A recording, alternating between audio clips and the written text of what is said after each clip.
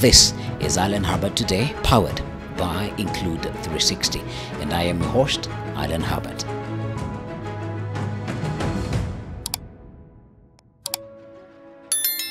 The headlines this evening. A Nakuru court orders arrest of Masengeli Governor B and former Deputy Governor Warrant. Acting IG Masengeli snubs court for 7th time. It isn't me. Governor Wavinya denies allegations of smuggling millions abroad.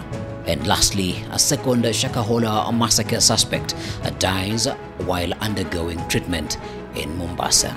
This is Alan Herbert Today, powered by Include 360. If you are here for the very first time, kindly do this. Subscribe and turn on the notification bell, and you will always be number uno to be notified whenever we put out a new video. A Nakuru court orders arrest of Masengeli Governor B, former Deputy Warrant. The High Court in Nakuru has ordered the arrest of Masengeli Governor Jonathan B and his former Deputy John Warrant for failing to appear in court. A senior principal magistrate Peter Ndege ordered the arrest of the two when they failed to appear to testify in the 1 billion Kenyan shillings Finland education scholarship scandal. The court also issued summons for 2 witnesses in the case, including Mercy Terus and Joel Koech. Mercy Terus became so famous about a year ago when she stood up against the accused in the Finland scandal. Mr. Baroro, tunajua dawa ya depression. Do you know any antidepressant of your mind? Any antidepressant? No. Mr. Mandago, any antidepressant? Do you know any antidepressant? No. Very good. Kuna students hapa wako on antidepressants. I want you to go, just for information's sake, muende mugoogle hata dawa ya depression ni nini. Ako wapi mtoto wa Barorota hapa asimame? Ako wapi wabi? Ako wapi mtoto wa Mandago? I'm going to tell you the truth. You are very mean with the truth. You keep lying. You smile at us with a very smooth tongue and very soft face that looks like it is very innocent, but you keep on lying and lying. And I believe if only more young Kenyans had the courage that Mercy Terus had then, we would have a more sanitized country. Away from Terus, now to acting IG Masengeli snubs a court summons for the 7th time. For the 7th consecutive time now, acting Inspector General of Police Gilbert Masengeli has defied a court summon to clear the air on the recent abduction of 3 men in Kitengela.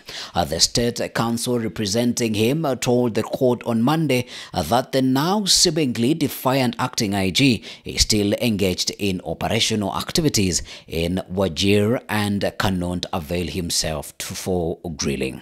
Masengeli's no-show comes despite his request that he be granted an extension for appearing on Monday, as Counsel Wanjiku Mwangi said that he was on official duty in Mombasa. The Kenya Laws of Society is pushing for Masengeli to be denied an opportunity to serve as the Police Inspector General because he is currently still in an acting position.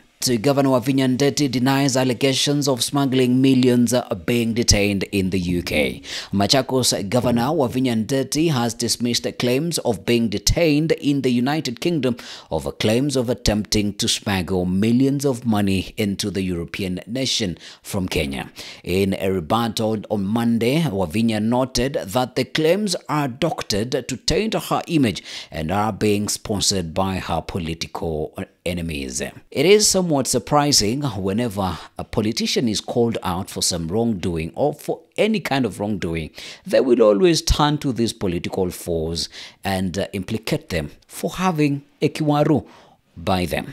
If only they were able to name these political nemesis, then probably we'll be able to believe them. Away from Mavinya Ndeti now to second Shakahola massacre, a suspect dies while undergoing treatment. A second suspect in the Shakahola massacre has died while undergoing treatment, the Office of the Director of Public Prosecution or DPP said on Monday. Edison Safari Munyambo alias Baba Sifa is said to have died a few days ago at a Mombasa hospital where he was undergoing a treatment after a short illness. Munyambo is the second accused person to die in custody after Mary Charo Mbita, who died at Coast Teaching and Referral Hospital about a year ago. The police has not gotten enough evidence to charge the over 96 people who are accomplices in the Shakahola killings. Shall the people who lost their loved ones only get justice when all the accused die mysteriously?